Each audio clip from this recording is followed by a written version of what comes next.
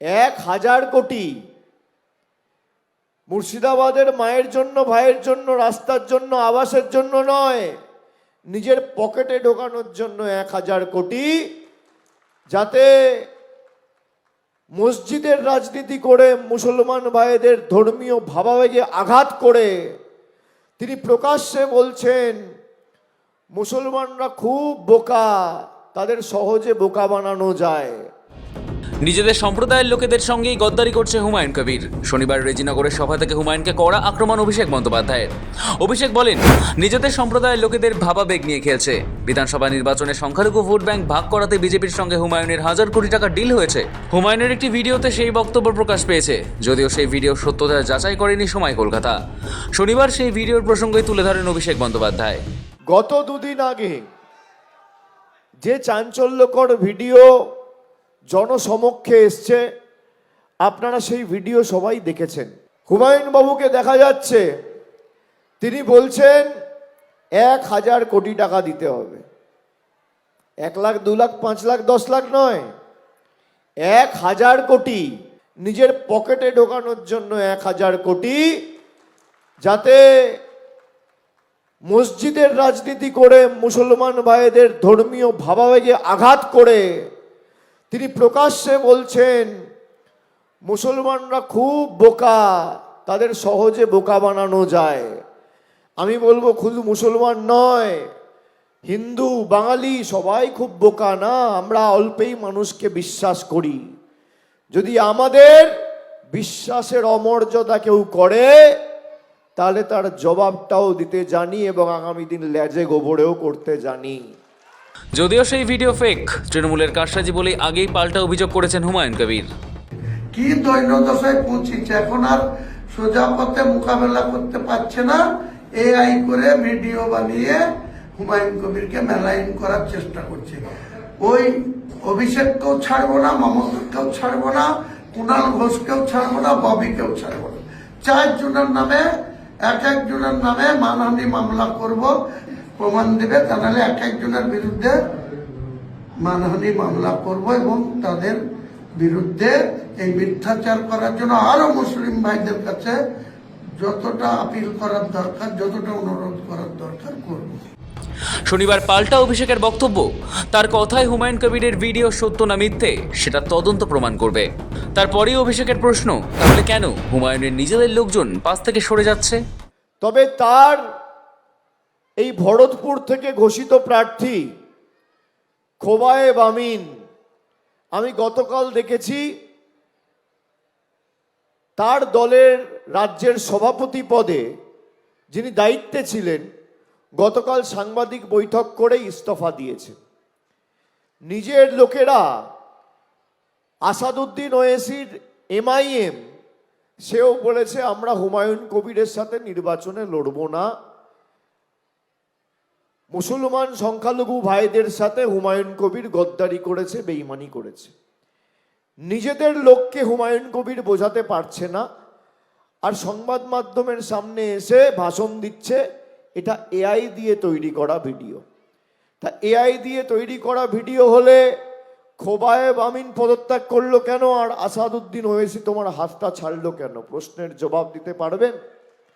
তাৎপর্যপূর্ণ বিষয় হলো হুমায়ুন কবিরের সেই বিতর্কিত ভিডিওর ভাইরাল হওয়ার পরেই আম জনতা পার্টির নেতারা হুমায়ুন কবিরের পাশে থেকে সরে যাচ্ছেন, আহ্বায়করা পদত্যাগ করছেন। শুধু তাই নয়, আসাদুদ্দিন ওয়েসির দল মিমের সঙ্গে জোট হয়েছিল হুমায়ুনের দলের। হুমায়ুনের ওই বক্তব্যের পর সেই জোট ভেঙে বেরিয়ে গিয়েছে মিম। অভিষেক বলেন, হুমায়ুন কবিরের ভিডিও সত্য না মিথ্যে সেটা তদন্ত প্রমাণ করবে। আপনাদের ভাবাবেগ নিয়ে খেলছে।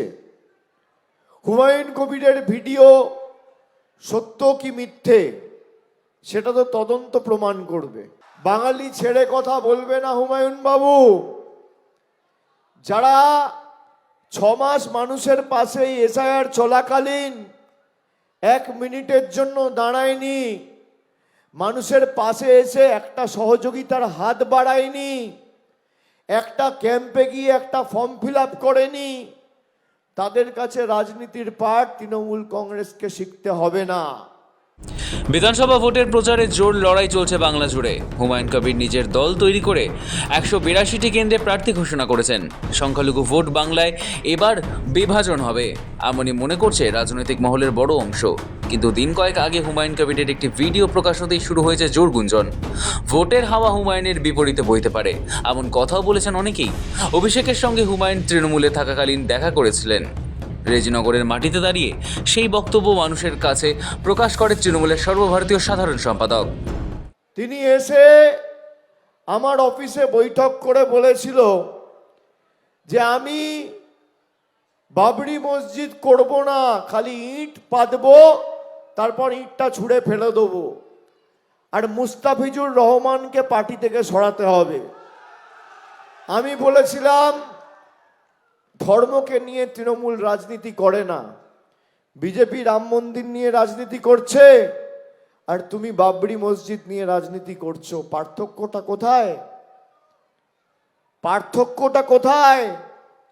তোমার যদি বাবরি মসজিদ করতে হয় তুমি করো, তুমি রাজনীতি থেকে অবসর নাও, দুটো একসাথে হয় না। আর আমি তাকে মুখের উপর বলেছিলাম যে সুমনকে তৃণমূল কংগ্রেস সাংগঠনিকভাবে দায়িত্বে কাজে লাগাবে এবং আগামী দিন আরো বড় কাজে লাগাবে, সরাবে। মুর্শিদাবাদের মানুষদের উদ্দেশ্যে অভিষেকের আবেদন, তৃণমূল সরকার তৈরির ক্ষেত্রে এই মাটির মায়েদের ভাইদের অগ্রণী ভূমিকা নিতে হবে। এই মাটিতে যদি তৃণমূল দুর্বল হয় তাহলে সবথেকে বেশি ক্ষতি বাংলার মানুষেরই। আমি আগেই বলেছিলাম যে মুর্শিদাবাদ জেলায় বিজেপির 3টে এজেন্সি কাজ করছে।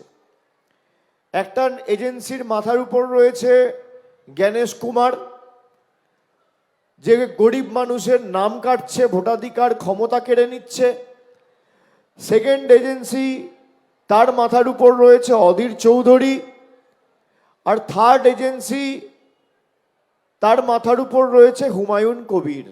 যে মুর্শিদাবাদ জেলায় আমাদের সকলকে ঐক্যবদ্ধ থাকতে হবে। এবারে বহরমপুর সহ মুর্শিদাবাদ সহ 22-0 তৃণমূলের পক্ষে করে তৃণমূল সরকার তৈরির ক্ষেত্রে মুর্শিদাবাদের মায়েদের ভাইদের অগ্রণী ভূমিকা পালন করতে হবে।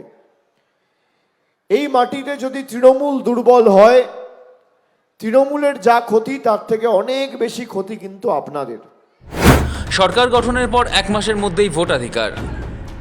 ভোটের আগে ডিলিটেড ভোটারদের অনিশ্চয়তা ঘিরে যখন জোর বিতর্ক, ঠিক তখনই মুর্শিদাবাদের রেজিনগর থেকে বড় আশ্বাস দিলেন অভিষেক বন্দ্যোপাধ্যায়। তার দাবি, জোর করে যাদের নাম ভোটার তালিকা থেকে বাদ দেওয়া হয়েছে, সরকার গঠনের পর 1 মাসের মধ্যেই তাদের ভোটাধিকার ফিরিয়ে দেওয়া হবে।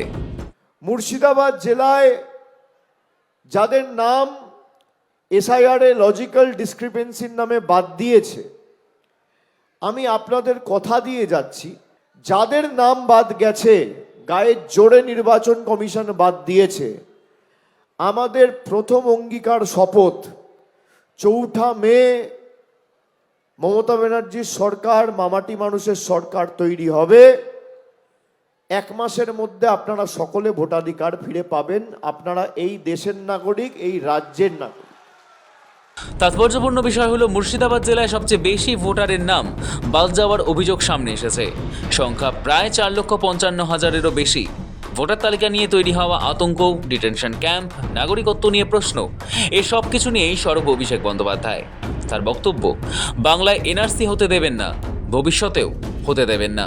2021 সালের প্রাক্কালে আমরা বলেছিলাম যে এনআরসি এখানে আমরা হতে দেবো না। 5 বছর হয়ে গেছে, বাংলায় এনআরসি হয়নি। রেজিনগর কেন্দ্রে তৃণমূল প্রার্থী করেছে আতাউর রহমানকে। অন্যদিকে হুমায়ুন কবির একই সঙ্গে নওদা ও রেজিনগর 2 কেন্দ্র থেকেই প্রতিদ্বন্দ্বিতা করছেন। ফলে এই আসন ঘিরে রাজনৈতিক লড়াই এখন চরমে। সব মিলিয়ে রেজিনগরের সভা থেকে অভিষেক বন্দ্যোপাধ্যায় একদিকে যেমন ডিলিটেড ভোটারদের আশ্বাস দিলেন, অন্যদিকে বিরোধীদের বিরুদ্ধে আক্রমণ শানিয়ে স্পষ্ট বার্তা দিলেন, এই লড়াই শুধু ভোটের নয়, বিশ্বাস ও অধিকার রক্ষারও। ব্যুরো রিপোর্ট, সময়, কলকাতা।